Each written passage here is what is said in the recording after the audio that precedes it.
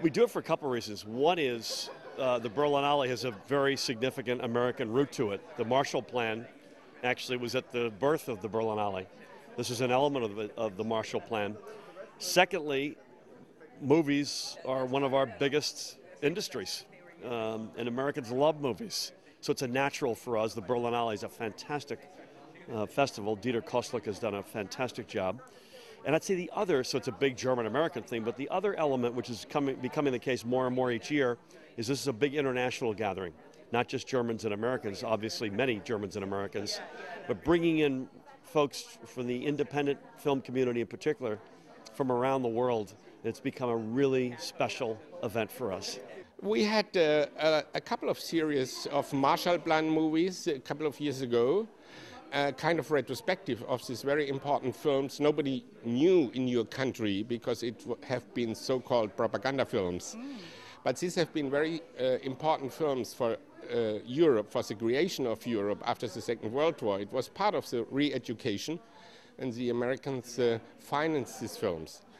And so when the ambassador came in, I told him about this. He was so fascinated about to hear about all these Marshall Plan film initiatives. Of course, everybody knows the Marshall Plan, but not the Marshall Plan film initiative. So we became closer and closer, and he said, why don't we make here in the embassy a reception after, anyways, the Americans have founded your festival. So this came all together, and then suddenly, what we say in Germany, after 3 times, it's a tradition. You know, obviously we've got some German friends. The guys who run Babelsberg are great friends. Iris Berben, one of our favorites. We had Joschka Fischer here, and Manu Barati, his wife, who's a film producer. So Lothar Matthäus, a former World Cup captain of the German national team. I'd say in particular, obviously lots of Americans. Motion Picture Association was here. Jake Gyllenhaal was here, which was great.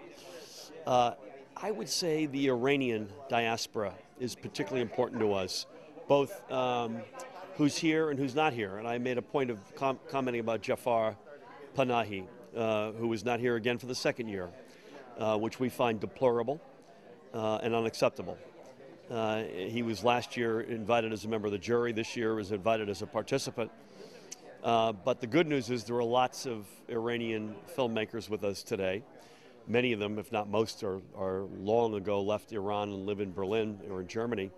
But I think that's a particular group that I'd give a shout out to.